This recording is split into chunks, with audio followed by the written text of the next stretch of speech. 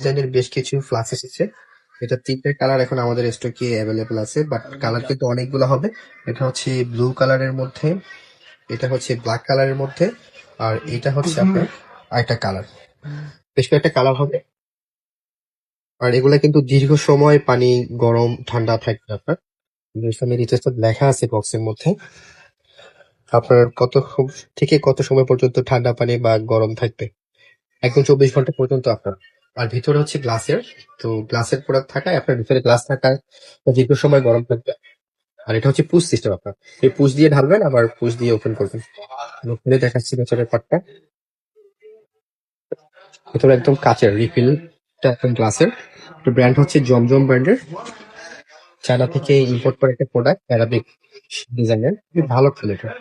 এটা হচ্ছে ব্লু কালারটা, এটা হচ্ছে ব্ল্যাকটা।